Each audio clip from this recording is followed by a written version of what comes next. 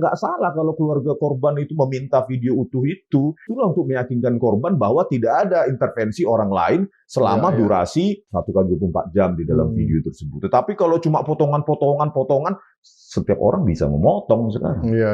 Pembuangan video itu udah sering mereka lakukan. Kasus Jessica Wongso aja udah dibuang mereka. Jadi apa skenario? Ya itu yang ditampilkan mereka, yang dibuang, yang merusak skenario mereka. Gitu. Kalau HP-nya ada malah justru lebih lengkap. Dan ini nggak ada nih, belum ditemukan. Oh, belum ditemukan atau belum ditemukan? Infonya seperti itu. Oh, belum ditemukan atau belum ditemukan ya? Ini kenapa ketawa nih? Enggak, kasus Mina Cirebon juga begitu. Sama Suryo dibilang 17 Agustus mau diluncurkan buku. Kami tuliskan, kami kompilasi semua analisa kami. Mulai dari Pak Roy Suryo, Bu Diva dengan bidangnya, dan saya. Kita harus tunjukkan kepada publik bahwa inilah pegangan kami, no bohir, no partai politik, no ini. Buku itulah menjadi garda kami, meminta DPR untuk rapat dengar pendapat, maupun jawaban kami kepada penyidik. Ya inilah panduan kami. Kalau misalnya pihak Joko Widodo atau pihak UGM itu ingin men-challenge, janganlah seharusnya lewat hukum. Tetapi challenge-lah lewat penelitian juga. Lewat buku juga. Kalau tidak terbukti di pengadilan nanti bahwa kami menghasut, ya orang yang melaporkan kami akan kami laporkan balik. Biar jangan sembarangan doang. Bahkan ketika saya di BAP pun saya tanyakan, ada nggak berita online atau apa gitu, bukti ada kerusakan akibat penghasutan kami, siapa yang kami hasut. Penyidiknya nggak berani jawabnya. Ada, yang penting ada katanya. Begitu aja.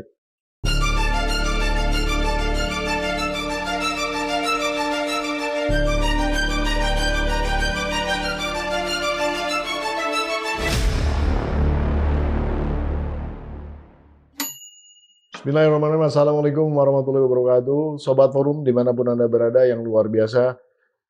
Kembali bersama saya Pumbida Hidayatullah di acara kesayangan kita PhD 4K. Podcast hanya di sini kritis, kreatif, konsisten, dan kocak. Digital Forensik. Nah, sudah ada ahlinya yang akan kita gali berbagai macam isu tentang digital forensik. Mulai dari kasus tewasnya diplomat muda Arya Daru Pangayunan, dan juga tentang tentu ke pokok masalahnya juga, yaitu isu ijazah palsu Presiden Republik Indonesia ke-7 Bapak Joko Widodo. Di studio sudah ada Bung Rismonsyah nih, Pak, yang luar biasa ini. Makasih Bang. Kok kurang semangat nih kayaknya nih? Makasih Bang. Nah gitu dong. Iya Bang. Saya udah hot, wah harus disambut dengan hot juga gitu. Ini masih pemanasan ini. Oh gitu ya. Bung Rismon, seorang digital ahli forensik kita ini, saya mau diskusi sebenarnya tentang kasus yang pertama dulu ya, yaitu tentang tewasnya diplomat muda Arya Daru Pangayunan yang memang sudah beritanya di mana-mana. Ya. Yang saya ingin tanyakan sebenarnya di dalam konteks digital forensiknya aja. Jadi korelasinya mungkin dengan tayangan-tayangan CCTV yang tidak lebih tidak kurang, saya juga nggak punya akses ke data lengkapnya, tapi saya lihat dari apa yang ditampilkan di media. Tidak berapa lama dari sejak diumumkannya meninggalnya almarhum ini, tiba-tiba muncullah beredar tuh tayangan-tayangan CCTV ya, mulai dari yang bersangkutan ini membuang sampah, kemudian juga ada penjaga yang warawiri, dan kemudian saat pintu dan jendelanya dibuka, pintunya nggak bisa dibuka, tapi jendelanya akhirnya bisa dibuka, gitu kan, kira-kira gitu ya. Nonton nggak itu? Nonton kan? Nonton. Karena ini memang udah beredar di mana-mana. Nah, hanya yang saya dari awal sebagai orang awam yang mungkin saya ingin verifikasi lah kepada ahlinya ini, itu kenapa seolah-olah ini langsung dimunculkan, karena ini udah muncul ke media. Kan harusnya polisi nggak langsung ngebocorin juga yang begini-begini. Harusnya kalau ada bukti kan disimpan dulu aja kan, betul kan? Baru secara formal disampaikan. Tapi ini kayak udah beredar, seolah-olah nih dalam tanda petik, dikondisikan bahwa ini memang si korban ini meninggal di dalam kamar sendirian, terkunci. Tidak ada siapa-siapa lain yang masuk. sampai terakhir kemarin dari pernyataan di Polda Metro Jaya pun seperti itu. Seolah-olah memang tidak ada orang lain, tidak ada tindak pidana lain lah katanya gitu ya. Sampai kemudian muncullah CCTV dari Grand Indonesia bahwa yang bersangkutan ada bersama dua temannya, ada laki, satu perempuan, dan dihubungkan ada macam-macam teori-teori yang lain. Tapi kita fokus di urusan digital forensiknya saja. Ada hal yang saya ingin klarifikasi itu ada dari titik CCTV yang sama, pada saat malam hari itu kualitasnya buruk sekali ya. Maksudnya ada agak sedikit noises gitu, ada grrrr gitu ya. Sedangkan pada siang hari cukup jelas gitu. Itu emang seperti itu. Kira-kira apakah ini memang CCTV grade-nya grade bagus atau CCTV-nya menggantian atau diedit atau gimana? Jadi, analisa awam aja lah. Kalau saya lihat itu kayak CCTV-nya itu kayaknya pakai sensor ya, jadi bergerak begitu, bergerak sesuai dengan mungkin pakai heat, ya sensor panas atau sensor infrared. Jadi dia bergerak otomatis gitu, mengikuti benda berdasarkan panas gitu kan. Nah, cuma kan pertama yang perlu dijelaskan oleh kepolisian harusnya adalah metadata dari file tersebut. Nah, kita tidak tahu apakah disimpan di cloud, apakah di DVR, atau seperti abang bilang tadi di memory card. Saya belum bilang, baru pas off-air saya ngomongnya tadi ya. Menurut informasi di media seperti itu. Jadi memang card. Ini bukan cloud, bukan ada server, bukan juga DVR. Nah, jadi ini lebih ke arah ada memory card yang merecord kejadian-kejadian yang ada. Di metadata setiap file video itu kan punya metadata, durasi, kompresi, segala macam. Di situ harusnya ditunjukkan dulu, gitu loh. Durasinya berapa lama, terus nanti. Tapi kalau kita kan nggak punya akses, biasanya itu absolut dimiliki oleh polisi. Nah, kalau kita ingin mengawasi kerja polisi, meskipun kita nggak dikasih file video utuhnya tersebut, ada beberapa cara sebenarnya. Nah, itu biasanya kalau dia berputar secara smooth begitu, maka nanti kalau ada pemotongan file, ya kalau kita bicara karena banyak kasus seperti kasus Jessica Wongso juga digituin ya kan, Ferdy Sambo juga begitu, KM50 juga begitu, kerjaan polisi. Tapi di situ ada namanya teknik motion analysis atau optical flow analysis. Jadi kalau nanti itu pakai vektor, jadi kalau ada flickering, itu biasanya akibat pemotongan. Nah, pergerakan benda itu tidak smooth, maka di situ ada pemotongan video secara manual atau secara kesengajaan. Jadi kalau dikasih, makanya ada teknologi hash kan.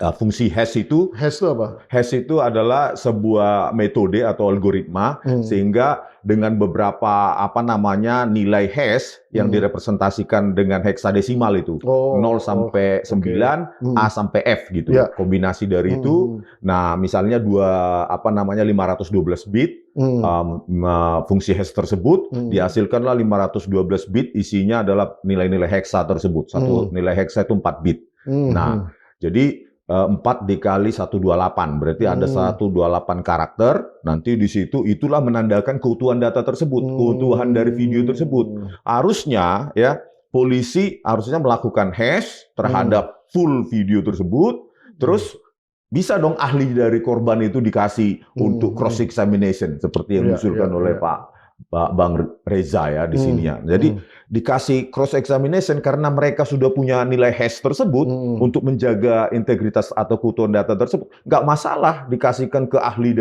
dari si korban karena dia punya hak juga kan untuk menganalisa. Nah, kalau korban meminta keluarga korban keluarga korban meminta ahli seperti misalnya saya bisa menganalisanya. Begitu, itu harusnya hak korban itu juga punya hak keluarga lah. Hak keluarga korban udah nggak bisa keluarga korban harusnya punya karena kan untuk itulah nilai hash atau fungsi hash itu ditemukan. Begitu ahlinya misalnya dari keluarga korban mengotak-atik itu di hash lagi udah berubah. Maka ketika berubah berarti Anda sudah manipulasi file video yang kami kasih kan begitu sebenarnya. Nah, kalau kemudian katakanlah kan referensi daripada penyidikan salah satunya itu adalah rekaman-rekaman ini gitu kan satu. Yang kedua, Kalau kemudian kita ingin menentukan tadi, katakanlah dari apa yang sudah ditampilkan ini dengan katakanlah yang saya bilang, ini tidak di VR, terus kemudian tidak ada server, apalagi cloud gitu kan, dia cuman di memory card, itu kemungkinan besarnya dan tiba-tiba langsung muncul beredar gitu kemana-mana. Itu kemungkinan rekayasanya tinggi nggak sebetulnya? Ini kita bicara kemungkinan. Sembarang berkas digital itu kan sangat rentan terhadap manipulasi, Bang. Sebarang, mau dia dalam bentuk video, berkas digital biasa, dokumen, suara, image, itu semua sangat rentan terhadap manipulasi. Oleh karena itu, harusnya kepolisian, tapi itu belajar dari kasus Jessica Wongso kan cuplik, terus bahwa ada pergerakan tangan gitu kan. Tapi integritas data nggak dijaga. Ya, inilah makanya saya minta kalau memang keluarga korban itu masih ragu dengan integritas kepolisian, harusnya menuntut itu. Menuntut video utuh dari memory card tersebut. Video utuh. Paling tidak pada rentang waktu kira-kira kejadiannya kapan itu? Yang seluruh di memory card lah, Bang. Oh, yang semuanya iya, diambil, di cloning kan, di forensik cloning. Terus ada nilai hash-nya, nah itulah dia pegang, polisi pegang. Dikasihlah file videonya, karena nilai hash-nya itu sudah mereka pegang, misalnya RAM 512 bit itu. Sudah, polisi pegang, mau Anda ubah di sini terserah. Ketika kami hash lagi, oh berarti video yang Anda pegang sudah Anda ubah. Jadi inilah kuncinya sebenarnya referensi dari nilai hash ini, gitu loh. Nah, itu pakai apa menghitung hash-nya? Ada software-nya atau bagaimana? Ada software-nya, ada bisa program sendiri, gitu. Kalau kita punya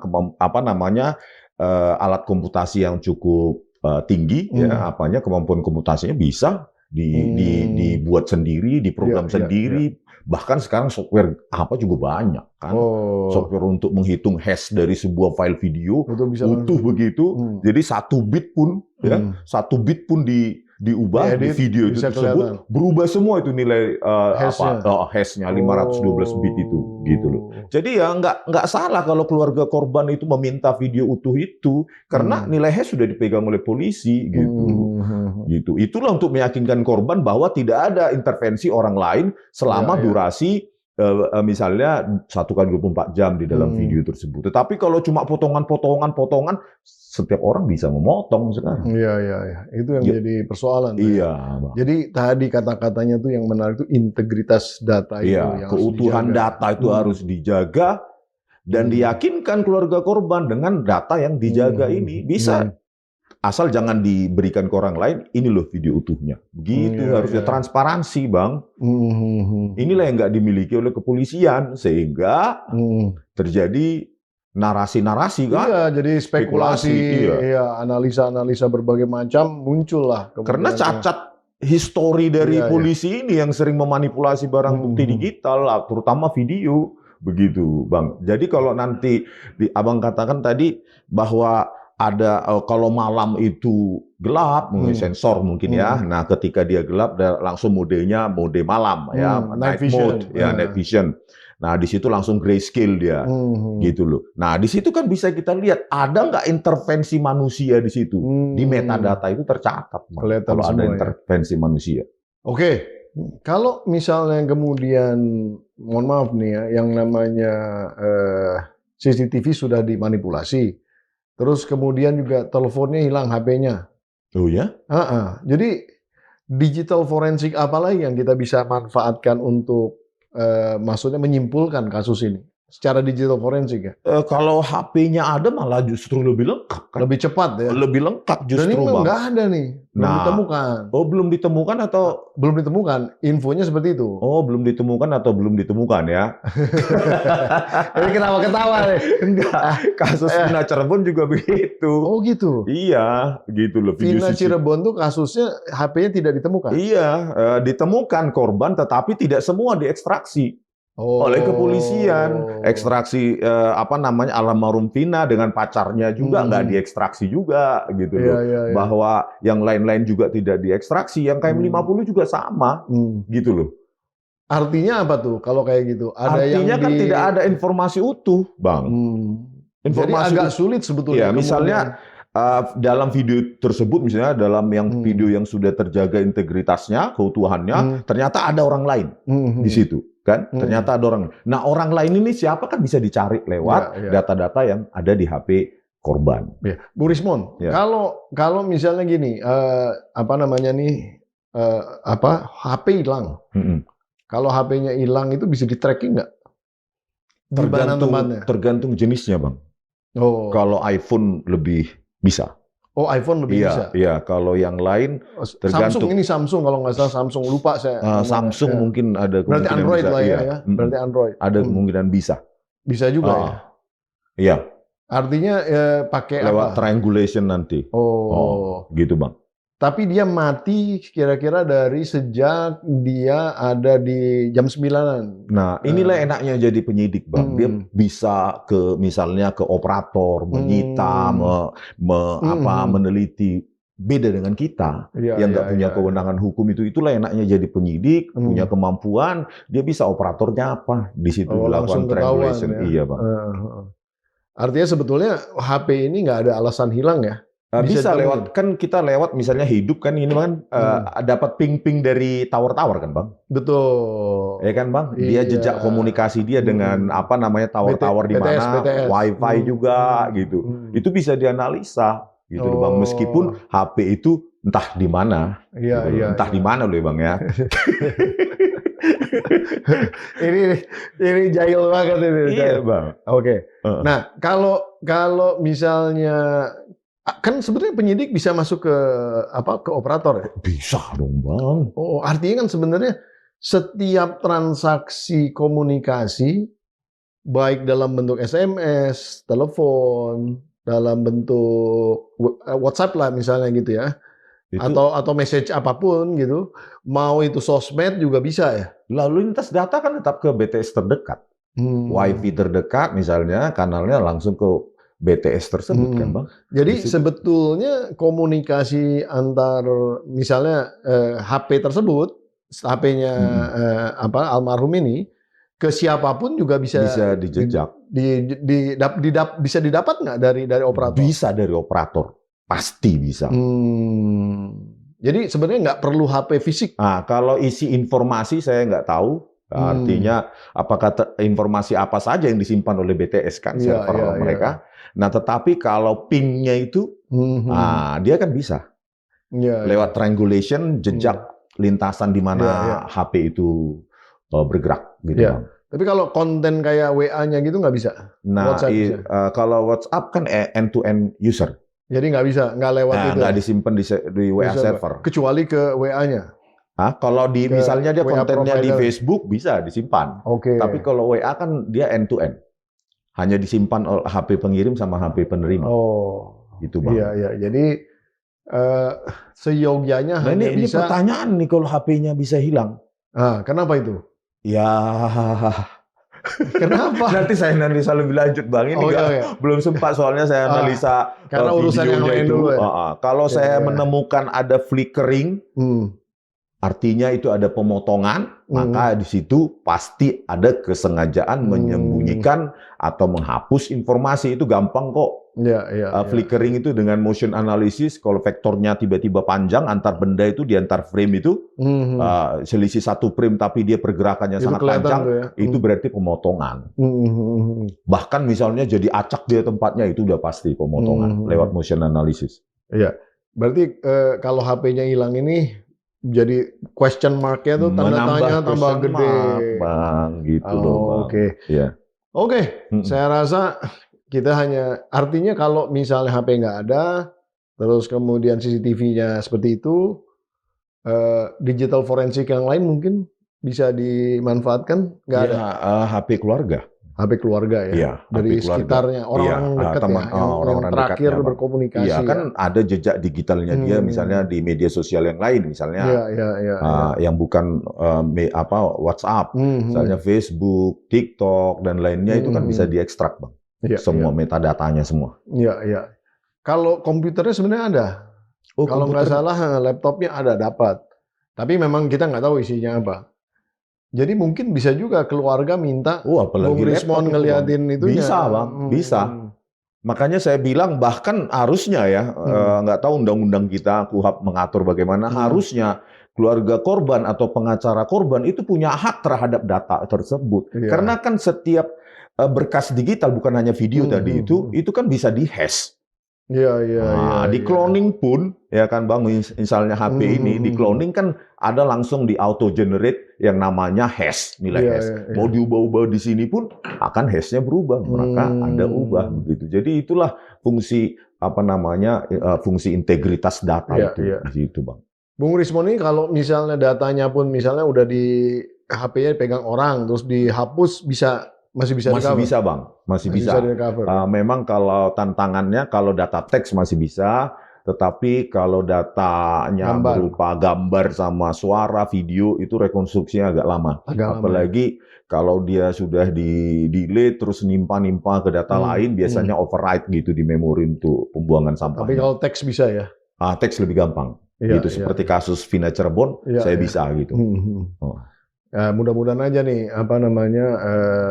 keluarga nonton nih. Iya, kalau keluarga korban jadi siap-siap nerima panggilan. Something question. Bisa itu. Mantap ini. Menghubungi Rismon Jennifer. Apa perlu kita kasih nomor HP sih? Nanti nomor HP sini lah Bang. Ya, boleh.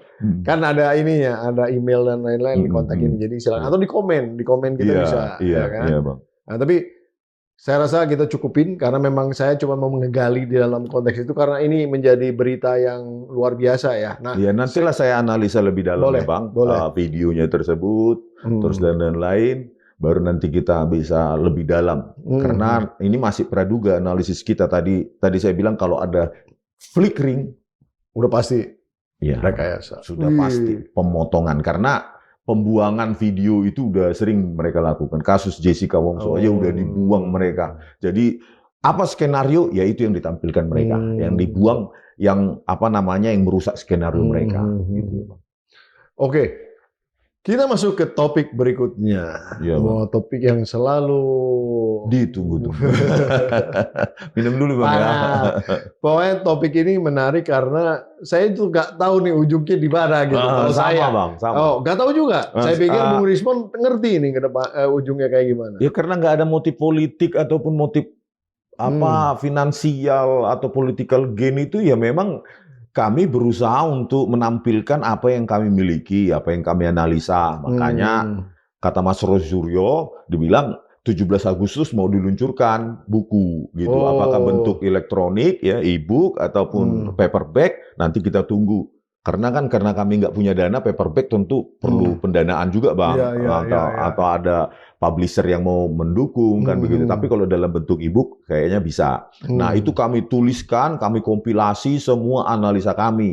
Mulai dari Pak Roy Suryo, Bu Tifa dengan bidangnya dan saya. Biarkan masyarakat. Jadi ini memang khusus tentang isu ijazah Pak Jokowi. Iya, karena supaya jangan tercecer juga, Bang. Judulnya nanti apa?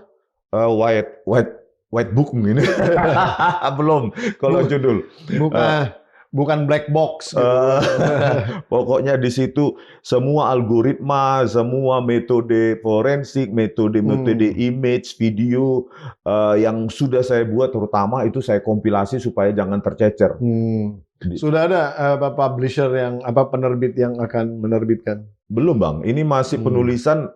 Sebenarnya penulisan udah hampir tuntas, cuma biasalah spelling checking dulu kan, pakai bahasa Indonesia kan? Bahasa Indonesia dan nanti bahasa Inggris pasti ujung-ujungnya Bang. Jadi ini untuk menegaskan bahwa kami itu nggak ada bohir lah. Iya, tuduhannya mana ada bohir. Tokoh politik, biru, merah, segala macam nggak ada lah Bang, nggak ada murni. Padahal mau ada bohir. Bahkan kami kayaknya buta kalkulasi politik, buta resiko segala macam justru. Iya. Enggak, maksudnya tuh tuduhan ada bohir tuh dari mana ya kira-kira muncul? Dari seberang. Bukan, maksudnya tuh apa yang menyimpulkan adanya bohir itu? Kan nggak ada untungnya juga sebetulnya kalau ada bohir yang mendanai. Betul kan sebenarnya logikanya? Misalnya saya punya duit nih, istilahnya saya mau sponsorin Bung Rismon untuk ngegangguin Pak Jokowi. Apa untungnya gitu? Karena kan sebenarnya nggak ada gitu. Saya juga nggak masuk akal gitu sebetulnya kan. Tapi itu mungkin kenapa mereka bisa sampai ke Desa Ketoyan kan begitu, terus ke ke Solo, ke Jogja gitu. Padahal kampungnya di Baligi sana, Rismon Iya, siapa iya. yang membiayain misalnya begitu. Padahal ya nggak mahal-mahal banget. Kan Ya, itu kan perjalanan aja. iya perjalanan Perjalanan dan sama modal HP buat nge-shoot iya aja. screenshot dan hotel juga hotel syariah. Yang penting bersih, murah kan gitu. Yang penting Aduh. nyaman kan Bang, nggak perlu Iya, hotel iya, iya. berbintang segala macam. Ya itulah memang paket hemat gitu Iya, loh. iya, iya. Ya makanya uang sendiri paket hemat gitu Bang. Jadi itulah, dan banyak juga yang akan kita tuliskan mulai tentang lembar pengesahan skripsi, terus ijazah yang kami bandingkan dengan Pronojiwo itu ya temuan yang belum pernah saya kita bahas di sini juga kan itu. udah pernah, tapi ada juga yang belum pernah saya ungkapkan. Misalnya kita bandingkan ijazah Pronojiwo yang diuploadnya sendiri dengan ijazah Pak Jokowi yang diupload Dian Sandi Utama. Harusnya kalau satu template maka proses percetakan tuh sama. Ternyata setelah saya bandingkan dengan sejumlah metode seperti untuk menganalisa lapisan, struktur lapisan itu pakai Cummins clustering, hue space color, terus pakai machine learning. Ternyata ada perbedaan antara punyanya Pak Pronojiwo dengan Pak Jokowi, padahal wisuda yang sama, 5 November 1985. Nah, di punya Pak Pronojiwo yang diuploadnya sendiri, itu logo menutupi tulisan. Ternyata punyanya Pak Jokowi, setelah kita analisa, tulisan menutupi logo. Nah, jadi tidak mungkin identik juga tuh ya? Tidak mungkin identik Bang, itu saat tambahan. Belum lagi kemarin yang kita jelaskan kemarin overlapping detection, ya kami pakai local binary pattern. Nah, di situ ya seharusnya satu template, harusnya posisi setiap huruf relatif terhadap logo itu harusnya sama exactly. Ternyata ketika kita pakai persentase tumpang tindih, ya mendeteksi tumpang tindih huruf dengan logo, ternyata berbeda antara punya Pak Pronojiwo dengan punya Pak Jokowi. Belum lagi kita analisa lembar pengesahan skripsi. Di situ kita deteksi ya pakai sejumlah algoritma mengenai proportional spacing dan kerning. Itu juga kita deteksi dan terbukti bahwa itu buatan word processor, yaitu Word document yang belum ada tahun 1985. Iya. Gitu. Jadi Microsoft Word ya. Microsoft Word di situ kita bisa deteksi kalau kerningnya jarak antar huruf itu dia adaptif Bang. Itu word processor. Tetapi kalau monospace monospace artinya ruangnya itu sama jarak antar huruf. Berarti kalau nggak hand press ya mesin ketik. Karena kalau pakai word processor itu adaptif jarak antar huruf. Karena kalau kita pakai center sama justify aja beda. Beda jarak sama antar left huruf, sama right juga beda. Jarak antar kata juga langsung menyesuaikan. Jadi di situ ada string adjustment. Nah, ciri-ciri dari word processor menyesuaikan string, lebar antar huruf dan lebar antar kata, itulah ciri-ciri dari word processor atau word document modern. Ya. Ngomong-ngomong tadi kan nggak ada bohir. Ya. Terus jalan-jalan. Terus modalnya HP doang buat syuting-syuting. Itu pun HP jadul. Ini. Bukan. Yang saya mau tanya, kok tiba-tiba bisa ketemu Pak Kasmujo ya sama siapa? Prof. Effendi itu. Iya, itulah mujizat Bang. Suka kayak gitu ya. Artinya dibukakan lah ya. Dibukakan jalan, teman-teman juga ada inisiatifnya menghubungi kita, meskipun kita sebelumnya nggak kenal. Gitu para teman-teman yang menghubungi ini sehingga kami dipandu loh waktu bertemu dengan Pak Kasmujo, ada seseorang yang datang ketika kami live streaming di kantor Kedaulatan Rakyat di Malioboro. Awalnya ke situ sebenarnya. Jalan Mangkubumi itu. Nah, di situ ada yang datang. Saya tahu rumahnya Pak Kasmujo. Katanya begitu. Katanya begitu. Terus kita bilang, Pak tolong dipandu dengan rela hati. Jadi bukan sengaja nyari. Kami nggak tahu juga Bang, kan survei gitu, ngirim orang duluan. Punggung Kidul itu kan penduduk yang rapat juga. Kalau cari satu-satu ya mungkin lama juga kan Bang. Nah, ada orang yang dengan sukarela memandu kami mulai dari Jalan Mangkubumi itu di utara Malioboro sampai ke Punggung Kidul, utara dari Fakultas Teknik UGM. Nah, ditunjukkan kepada kami. Nah, pada saat itu Ya kami hanya merekam aja, kalau nggak keluar Pak Kasmujo ya sudah pulang. Yang penting kami sudah berusaha gitu Bang. Tiba-tiba muncul. Tiba-tiba muncul dan tidak terprediksi. Tadi itu mujizat itu ya datang dari teman-teman yang saya sendiri pun nggak kenal. Bapak itu yang mengantar kami pun dengan sukarela gratis. Itu nggak kenal. Nggak kenal juga Bang. Motifnya dia apa kira-kira mau membantu Bung? Iya, motifnya ya mencari kebenaran yang pasti. Iya. Jadi orang banyak yang peduli. Banyak yang peduli. Sama ketika berjumpa dengan Profesor Sofyan Effendi. Saya nggak kenal juga yang menghubungi saya. Oh, ada yang menghubungi memang. Iya, sesama alumni UGM, tapi kan alumni UGM ratusan ribu kan Bang. Nah, mereka menghubungi saya dari Relagama itu, dan terjadilah itu. Makanya saya tanya, bisa nggak di live video?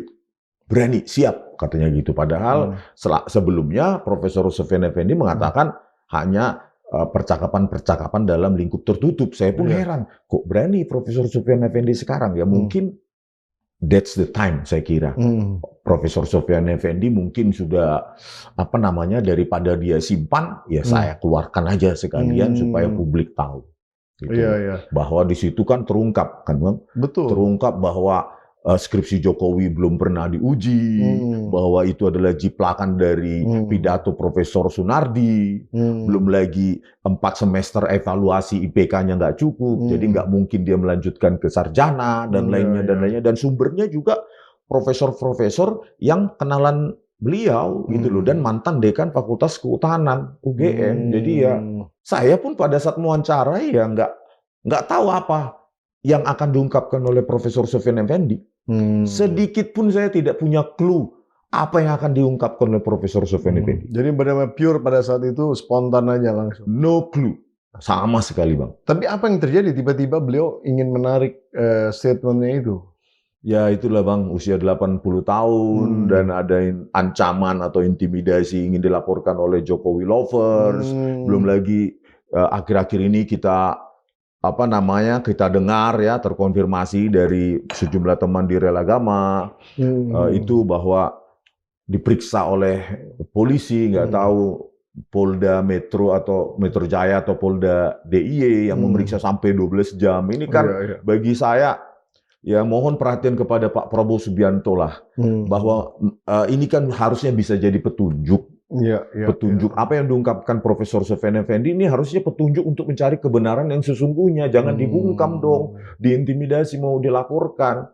Setidaknya kan Bang, Profesor Sofyan Effendi adalah rektor UGM tahun 2002 sampai 2007. Betul. Dalam rentang itu apa yang terjadi Bang? Pencalonan Joko Widodo sebagai calon wali kota 2005. Tentu ada sesuatu yang kita tidak tahu di tahun 2005 itu, dan saya juga menjumpai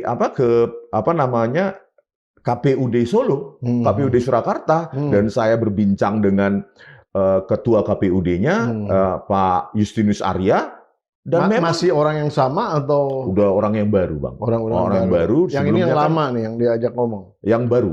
Yang baru. Sekarang incumbent, Pak Justinus Arya. Saya tanyakan, apakah di berkas pencalonan wali kota 2005 atas nama Joko Widodo itu ada berita acara verifikasi KPUD dengan UGM? Ternyata kan nggak ada. Confirm tuh ya? Confirm itu Bang. Confirm tidak ada berita acara verifikasi itu. Tapi di situ harusnya kan kalau misalnya tidak ada beritanya, tapi kan dikumpulkan juga itunya bukti-buktinya, walaupun fotokopian biasanya. Ijazah apa yang ada adalah ijazah fotokopi legalisir, dan karena tidak ada keberatan dari masyarakat diketok dalam sidang pleno dan sah. Itu yang jadi cuma hanya menawarkan kepada masyarakat bahwa ini ada keberatan nggak gitu. Dan itu pun tidak dilakukan. Bagaimana masyarakat tahu? Seharusnya kan dilakukan public expose sebelum kontestasi itu pilkada. Ternyata itu pun tidak dilakukan. Harusnya dalam public expose itu kan minimum riwayat pendidikan dibacakan oleh KPUD, tetapi tidak dilakukan. Dari mana tahu masyarakat bisa keberatan kalau tidak dilakukan public expose? Kan tertutup juga, Bang. Oleh karena itu mereka tidak melakukan pekerjaannya dengan seksama gitu. Jadi ya itulah yang terjadi mulai dari KPUD Surakarta ternyata ijazah yang digunakan untuk calon wali kota sampai calon presiden 2014 dan 2019 ternyata tidak diverifikasi dengan baik. Waduh. Jadi kalau demikian berarti sebetulnya subjek yang aslinya itu gimana? Subjek yang maksudnya yang dipegang Bang, ya, dokumen subjek yang analognya. Aslinya di mana gitu? Maksudnya kan kalau misalnya memang ada yang palsu, kan harus ada subjek yang aslinya gitu ya. Gimana itu? Jadi kalau hipotesis kami atau premis kami adalah skripsi yang bodong, kan selalu saya bilang, skripsi udah yang pasti, bodong, maka apapun dokumen analog yang dihasilkan dari skripsi yang bodong ini, maka dia pasti ijazah bodong. Makanya ketika wawancara dengan Profesor Kuncoro kan saya sebutkan bahwa itu kan aturannya sangat ketat, Bang. Bahwa di dalam setiap skripsi ketika dikumpulkan di UGM tersebut, maka yang paling utama dilihat adalah dua lembar pengesahan. Pertama lembar pengesahan pembimbing dan kedua lembar pengesahan penguji. Dan itu tidak ada. Makanya ketika saya bertemu dengan Profesor Sofyan Effendi kan disebutkan ketika ditanya ke pihak UGM, profesor di kenalan beliau maupun mantan dekan Fakultas Kehutanan UGM maupun petugas perpustakaan memang disimpulkan bahwa skripsi itu tidak ada lembar pengesahan penguji karena memang tidak pernah diuji. Nah, skripsi yang tidak pernah diuji kan nggak mungkin bisa menghasilkan ijazah. Kalau Abang bilang tadi, mana yang aslinya mana? Yang dipegang itu mau asli mau palsu menurut Pak Jokowi, itu tidak mungkin lahir dari skripsi yang tanpa melalui proses yang legal. Makanya saya berani menyimpulkan ijazah yang dipegang oleh Pak Jokowi adalah palsu. Oke. Tapi kemarin ada itu tuh, reuni. Nggak ikutan reuni. Reuni kan begitu Bang. Ternyata ADART pada saat zaman Pak Ganjar Pranowo sebagai Ketua Kagama itu sudah diubah ADART-nya. Gimana itu? Bahwa mereka yang nggak lulus pun bisa menjadi alumni UGM, asalkan punya nomor induk mahasiswa 1 tahun, 2 tahun, meskipun DO, drop out, nggak lulus, itu tetap dikategorikan sebagai alumni UGM dan dia berhak untuk reuni. Jadi reuni kemarin itu tidak mengkonfirmasi apapun, apalagi keaslian ijazah yang dimilikinya. Iya, soalnya saya juga sama, saya jadi alumni ITB juga, walaupun saya nggak selesai. Nah, di ADART ITB juga gitu ya? Iya, sama. Alumni itu hanya yang masuk, bukan yang pernah lulus. Masuk. Iya. Alumni ya. Nah, tapi pertanyaannya sekarang reuninya reuni beneran itu. Nah, itu Bang, belum ngeliat. Pertanyaan kita bersama itu. Saya tidak bisa menyimpulkan apapun kecuali saya fokus ke situ mengidentifikasi setiap orang di situ. Tetapi basis saya adalah orang yang pernah atau yang ikut reuni itu tidak menandakan bahwa mereka lulus. Hanya menandakan dia alumni UGM berdasarkan ADART yang telah diubah oleh Pak Ganjar Pranowo. Ya, sebetulnya masuk akal sih, alumni itu masuk ya sebenarnya.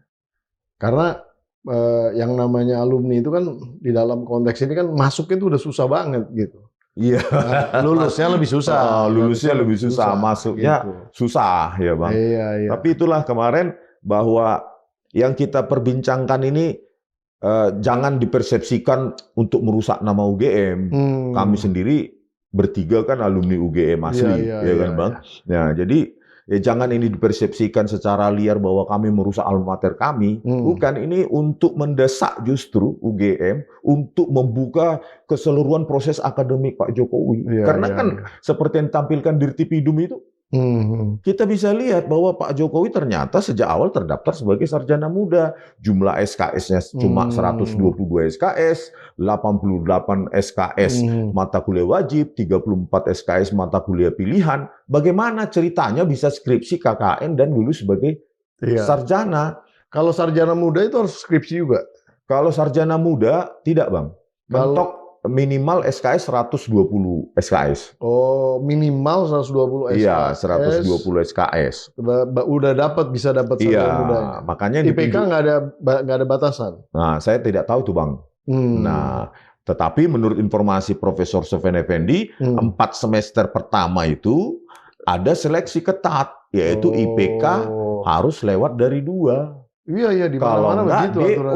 Iya. Drop out kan begitu Bang. Jadi makanya saya bilang, apakah Pak Jokowi lulus sarjana muda, apakah drop out di tengah jalan, sesuai dengan apa yang dikatakan Profesor Sofyan Effendi. Sarjana muda itu ada ininya, ada apa ijazahnya? Ada katanya Bang. Oh, ada. Dapat gelar juga? Dapat gelar juga, BSc saat itu, Bachelor of Science kan Bang. Iya. Nah, yang paling menggelitik adalah semakin menguatkan ini kepalsuan ijazah Jokowi ini adalah seperti yang ditampilkan oleh Dirtipidum, yaitu transkrip nilai. Transkrip nilai yang ditampilkan itu bukan transkrip nilai dengan standar atau format baku dari UGM. Oh, iya, Bang. Udah dibandingkan juga sudah, itu? Ya. Pak Roy Suryo dan Bu Tifa sudah memiliki transkrip nilai tahun 85 Fakultas Kehutanan UGM, dan di situ nilai-nilai itu tidak ditulis dengan tangan. Yang ditampilkan Dirtipidum kan tangan. A, B, C. Dan yang kita miliki dipegang oleh Bu Tifa itu transkrip nilai sangat formal, baku, dan diketik mesin ketik. Kelihatan tuh ya mesin ketik. Kelihatan itu Bang. Jadi udah diverifikasi itu ya. Iya, kelas UGM kelihatan saat itu gitu loh. Punya format yang baku, sementara yang ditampilkan oleh Dirtipidum seperti kayak belum selesai atau transkrip nilai sementara. Gitu. Jadi dari tapi ada transkrip nilai sementara ada. Bisa jadi Bang. Yang pasti itu bukan final. Iya. Transkrip nilai finalnya akhirnya ketika lulus seseorang ya dikasih dengan format bakunya, yaitu pakai nilai itu tadi A, B, C, D itu dengan mesin ketik saat itu. Iya. Nah, yang kita herankan adalah bagaimana mungkin institusi UGM itu tahun 85 transkrip nilai pakai mesin ketik, sementara lembar pengesahan Joko Widodo tahun 85 itu sudah pakai word processor. Mahasiswanya kok lebih canggih daripada UGM-nya gitu loh Bang. Iya. Itu. Mungkin kan ada film sore tuh sekarang, Istri dari Masa Depan katanya. Nah, jangan-jangan ini ada penulis skripsi dari masa depan gitu. Bisa jadi pakai lorong waktu Bang ya. Iya. Ini kan karena kebetulan filmnya kan booming gitu kan. Jadi cerita itu aja. Nah, sekarang status infonya sudah naik ke penyidikan ya, Bung Rismon. Langkah-langkah hukumnya gimana dari Bung Rismon dan kawan-kawannya? Banyak langkah hukum yang dilakukan oleh tim hukum kan, melapor ke ketidakpuasan kami ke Polda Metro Jaya kan. Mereka menaikkan penyidikan, tetapi ijazah yang dikatakan asli yang disita pun tidak pernah ditunjukkan kepada publik. Bahwa hasil gelar perkara khusus kemarin mengatakan bahwa bukti yang kami tampilkan atau kami sajikan adalah bukti sekunder. Jadi diberhentikan penyelidikan itu di Bareskrim dengan alasan bukti kami sekunder. Padahal kami memfoto sendiri skripsi itu, lembar pengesahan itu, tetapi itu dianggap sekunder. Dan ironisnya, ya, bukti media sosial yang dianggap sekunder, yaitu yang diupload oleh Dian Sandi Utama, itu bukti yang mereka anggap sekunder, ya, dari media sosial. Justru sumber media sosial lah yang mereka pakai para pelapor untuk melaporkan kami.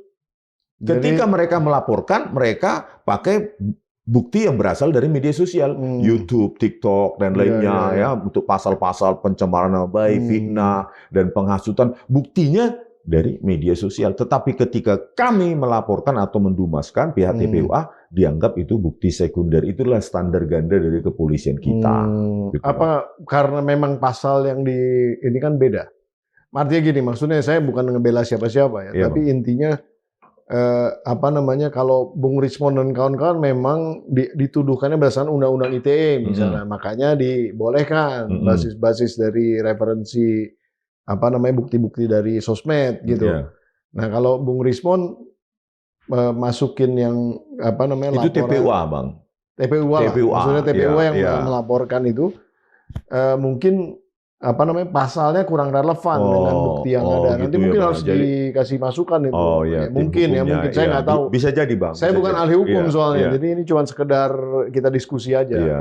Iya Bang, mungkin itu Bang. Oh, ya pokoknya buat kami ini kita berharap kebenaran yang hakiki ini akan muncul tentunya pada akhirnya, dan saya sih terus terang alhamdulillah nih jadi punya kawan baik namanya Rismond Sianipar, Roy Suryo gitu. Makasih Bang. Tetapi inilah Bang, saya tambahin dikit bahwa kita kan mendeklar bahwa kita saintis, mendeklar bahwa kita basisnya penelitian. Oleh karena itu kita harus tunjukkan kepada publik bahwa inilah pegangan kami, no bohir, no partai politik, no ini buku itulah menjadi garda kami, baik ketika nanti meminta DPR untuk rapat dengar pendapat maupun jawaban kami kepada penyidik. Ya inilah panduan kami, penelitian kami ini. Oleh karena itu, kalau misalnya pihak Joko Widodo atau pihak UGM itu ingin men-challenge, janganlah seharusnya lewat hukum. Tetapi challenge-lah lewat penelitian juga, lewat buku juga. Itu membuat bangsa kita semakin bermartabat, menghargai bahwa penelitian itu janganlah ke penyidikan. Gitu loh. Itulah sebenarnya Pak Joko Widodo kalau merasa benar, tuliskan banyak ahli dari pihak UGM atau pihak Pak Joko Widodo untuk men-challenge buku kami. Disitulah tempatnya yang paling bermartabat menurut saya. Tadi dikatakan mau menggunakan bahasa Inggris untuk bukunya juga ya, untuk versi bahasa Inggrisnya akan ada. Ini apa karena ada hubungannya dengan yang tempo hari teman-teman diaspora itu mau membawa ke Amnesty Internasional apa gimana? Iya Bang, tentu. Itu ada hubungannya di situ? Tentu. Jadi bukan bermaksud seperti apa yang dikatakan Profesor Kuncoro merusak nama baik UGM sampai ke tingkat internasional. Bukan begitu. Tapi kan UGM sendiri tidak terbuka. 15 April 2025 kami meminta sebagai alumni ditanya standing. Kalian siapa? Langsung dijawab begitu.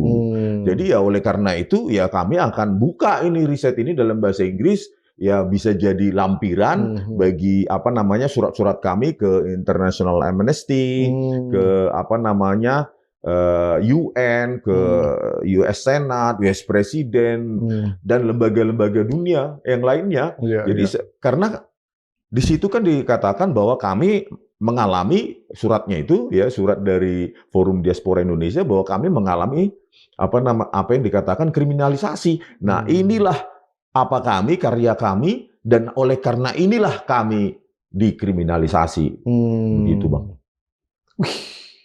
Siap tapi ya menempuh konsekuensi apa aja. Iya, semua harus siap untuk kebenaran. Iya, dan kami akan, kalau tidak terbukti tuduhan-tuduhan ini, kami akan melaporkan balik. Mereka juga yang melaporkan kami atas tuduhan terutama penghasutan, itu juga harus siap-siap gitu loh. Karena mereka juga ada kemungkinan menghasut begitu ya. Iya, kalau tidak terbukti di pengadilan nanti bahwa kami menghasut, ya orang yang melaporkan kami akan kami laporkan balik.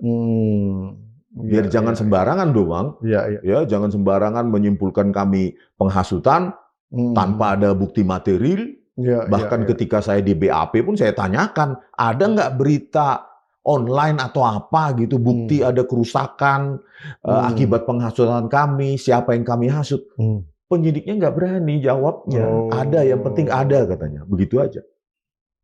Ya, susah juga kalau misalnya tiba-tiba ada rekayasa lagi ya. Iya, nanti harusnya langsung transparan. Ada sekian kasusnya di mana, bagaimana. Gitu loh. Apakah ada barang yang rusak, rumput yang rusak atau apa, kan TPUA kan bersurat ke UGM, resmi dibalas.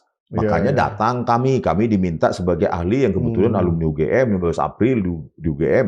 Dan itu mereka ada korespondensi, surat menyurat. Begitu juga ke rumah Pak Jokowi, tetapi mereka yang pro Jokowi, pro Jo dan lainnya itu mendeskripsikan itu sebagai penggerudukan. Ini yang menjadi interpretasi mereka. Padahal tim TPUA ya sudah korespondensi baik ke pihak Pak Jokowi juga. Dan ada izin keramaian segala. Ada izin juga, Bang. Mereka mintakan juga. Emang kalau rumput nggak ada yang rusak, tapi rumputnya bergoyang-goyang. Makanya tanyalah kepada rumput yang bergoyang.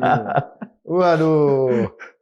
Ya mudah-mudahan lebih cepat terbuka ini semuanya, kebenaran lebih baik. Nah, saya sebenarnya udah terlalu tahu detail tentang nantilah Bang, nanti saya kasihkan e-booknya ya Bang ya, kalau udah jadi ya Bang ya. Nanti itu boleh tuh nanti. Kalau perlu launching di sini barang kita. Nanti kan? Saya bilang Pak Roy. Kita launching di sini, nanti terus kemudian dari buku itu nanti kita tawarkan, kalau yang mau beli gitu, sponsorin kan lumayan lah. Jadi ada bohir juga pada akhirnya. Bohirnya masyarakat, masyarakat yang simpati. Gitu, yang pertama kita bahas Bang, CCTV itu nanti saya pelajari dulu Bang ya. Ya nggak apa-apa, nanti kita next time. Kan jarang-jarang ada Jakarta nih, momennya memang harus saya culik dulu nih. Jadi saya analisa dulu frame demi frame. Nah terus sekaligus kita mintakan apa upaya-upaya kita kepada keluarga korban kalau mereka merasa ada kejanggalan kan. Iya. Nanti kita kita ketemu lagi. Sering ke Jakarta juga kan, maksudnya dalam waktu dekat ini akan sering ke Jakarta kan kira-kira. Terutama kalau dipanggil. Saya baru ngomong gitu. Pokoknya kalau ke Jakarta jangan ragu-ragu, kita ngumpul di sini. Minimal nggak usah taping tapi kita ngopi juga. Ngopi aja Bang ya. Oke Bang. Luar biasa Bung Rismon. Mungkin ada kalimat penutup untuk audiens PSG4K, silakan. Untuk memperkaya demokrasi kita memang perdebatan argumentasi ilmiah akademik itu sangat dibutuhkan di Republik ini. Kepada Pak Prabowo Subianto, jangan matikanlah keberanian para akademisi, peneliti ini untuk mengutarakan apa yang ditelitinya. Bahwa kami tidak memerlukan otoritas dari lembaga kepolisian untuk meneliti apapun. Inilah negara kita, Pak, rawatlah demokrasi ini, Pak Prabowo Subianto, supaya anak-anak bangsa ini berani bersuara. Jangan diliputi oleh rasa takut, sehingga mereka-mereka menjadi generasi-generasi pengecut. Terima kasih, Bang. Wah, luar biasa. Terima kasih, Bung Rismon.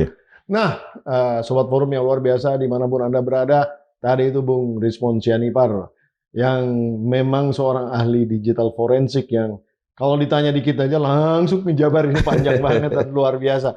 Nah, tentunya semangat daripada podcast kali ini di dalam konteksnya adalah untuk melihat bahwa sesuatu itu yang terlihat belum tentu menjadi suatu kebenaran.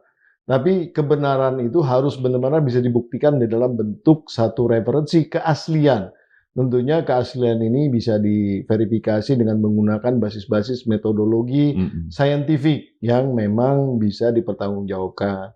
Nah, oleh karena itu semangatnya adalah akademisi tentu referensinya saintifik. Nah, kalau kemudian akademisi bermain politika itu udah tidak relevan lagi.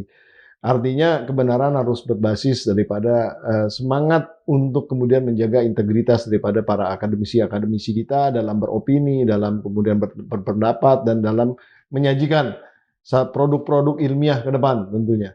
Nah, ini jangan sampai bisa diganggu di dalam konteks kriminalisasi hukum. Nah, oleh karena itu kita berharap bangsa Indonesia menjadi bangsa yang berwibawa dan kemudian bangsa yang besar dan tentunya bangsa yang memberikan keadilan. Nah, oleh karena itu nonton terus PhD 4K sampai di episode berikutnya. Tentunya nanti Bung Rismon Sianipar nanti akan kita undang terus karena banyak hal yang akan kita bahas di dalam konteks membongkar yang namanya berbagai macam kejahatan tentunya dari sisi digital forensik. Saya Bung Bida Hidayatullah undur diri. Sampai di episode berikutnya. Wassalamualaikum warahmatullahi wabarakatuh. Luar biasa. Waalaikumsalam.